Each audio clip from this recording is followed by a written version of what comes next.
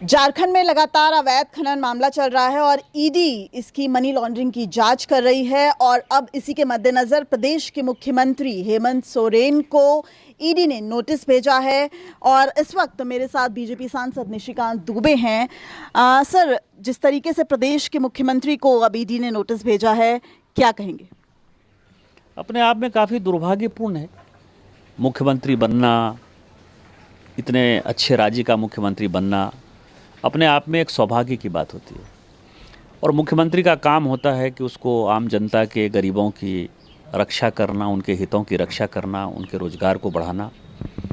लेकिन हमारे यहाँ एक ऐसे मुख्यमंत्री आ गए जिन्होंने कि भ्रष्टाचार की गंगोत्री में अपने आप को समाहित कर लिया। उनकी पार्टी का इतिहास रहा है और जिस तरह से ईडी की जांच चली बढ़ी, जिस तरह के रेड हुए उनके विधायक प्रतिनिधि के ऊपर, उनके पार्टी के महासचिव के ऊपर, उनके सीए के ऊपर, उनके जिस तरह से मित्र दलाल अमित अग्रवाल से लेकर प्रेम प्रकाश तक पकड़ाए, वो जांच जो है, जांच की आंच जो है वो मुख्यमंत्री तक पहुंच गई। ये अपने आप में बहुत ही दुर्भाग्यपूर्ण है और एक सांसद होने के नाते, उस राज्य के सांसद होने के नाते आप ये कह सकते हैं कि इससे ज़्यादा शर्मनाक घटना जो है नहीं हो सकती कि एक मुख्यमंत्री के पद पर बैठा कोई आदमी इस तरह का भ्रष्टाचार कर सकता है। लेकिन अभी जांच का एक इनिशियल दौर है। ईडी ने सम्मन किया है। सम्मन के बाद क्या सिचुएशन होता है वो एक देखने लायक विषय होगा। जेएमएम ये कह रहा है कि प्रदेश के मुख्यमंत्री को सम्मन भेजा गया है, तो इस पूरे मामले पर वो कोर्ट भी जा सकता है कि क्योंकि प्रदेश के मुख्यमंत्री को क्या ईडी सम्मन भेज सकती है, ये भी एक विषय है। प्रदेश के मुख्यमंत्री को सीबीआई ने केवल सम्मन ही नहीं भेजा, जांच के लिए नहीं भेजा, जेल भी भेज दिया। लालू प्रसाद जी इसके उदाहरण हैं। प्रदेश के मुख्यमंत्री मधु कोड़ा जी को जो है ईडी और सीबीआई ने केवल सम्मन ही नहीं भेजा, उनको जेल भी भेज दिया।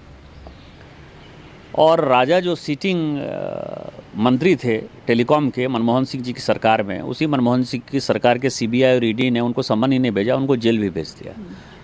तो जांच में जो है कोई कानूनी पक्ष, जहाँ तक मुझे कानून की जानकारी है, और इस तरह के सैकड़ों उदाहरण हैं। वीरभद्र सिंह जब हिमाचल के चीफ मिनिस्टर थे तो उनकी बेटी की जिस दिन शादी हो रही थी उसी दिन सीबीआई ईडी घुस गई। तो ऐसा नहीं है, जिस दिन सीबीआई ईडी का मन होगा वो जाएगा। यदि आपने गलत काम किया है तो आपके ऊपर सम्मन भी होगा, छापा भी होगा, आपके ऊपर कार्रवाई भी होगी। आपको जो भी ये देश कानून से चलता है, सीबीआई ईडी भी कानून से ही चलती है। यदि उसने गैरकानूनी काम किया होगा तो कोर्ट उसका फैसला करेगा। वो जाने को इस कानून से चलता है, सीबीआई ईडी भी कानून से ही चलती है।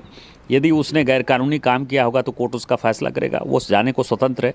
लेकिन आज का सिचुएशन ये है कि ईडी ने आपको सम्मन किया है और ईडी का सम्मन का सम्मान करते हुए आपको इस्तीफा देके जांच एजेंसी का सामना करना चाहिए। हालांकि बीजेपी पर समय समय पर ये आरोप भी लगते रहे हैं कि सीबीआई और ईडी को अपने इशारों पे ये चलाते हैं और अगर किसी को दबाना हो या फिर कानून व्यवस्था खराब करनी हो तो भी इस्तेमाल किया जाता है। सीबीआई बीजेपी के सरकार में नहीं बनी, कांग्रेस के सरकार में बनी। और ये जो पीएमएलए का कानून है चिदम्बरम साहब ने बनाया और चिदम्बरम साहब ही जेल के सलाखों के नीचे गए। तो ये ईडी भी जो है उन्हीं की देन है। लालू प्रसाद जी को हमने जेल नहीं भेजा था, देवेगौड़ा जी जिस सरकार को समर्थन दे रहे थे वही जेल भेजे थे। मधु कोड़ा जी को हमने नहीं भेजा था, मधु कोड़ा जी को कांग्रेस ने भेजा था, राजा जी को भी कांग्रेस ने भेजा था। तो सीबीआई और ईडी एक इंडिपेंडेंट बॉडी है और समय समय पर ये लोगों ने देखा है। आज भी लोगों को सीबीआई और ईडी पर ही भरोसा है। यदि ईडी की रेड हुई तो कैश पकड़ाए, पूजा सिंघल जी के यहाँ कैश पकड़ाए। ईडी की यदि रेड हुई तो आपको पता है कि बंगाल में पार्थो के यहाँ जो है करोड़ों करोड़ का कैश पकड़ाया।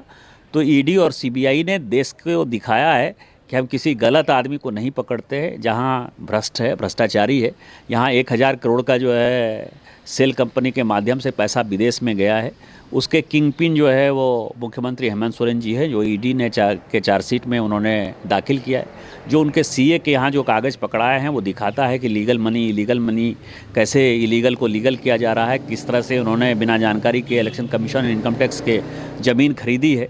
तो इनके कहने से कोई बहुत ज़्यादा फ़र्क नहीं पड़ता है।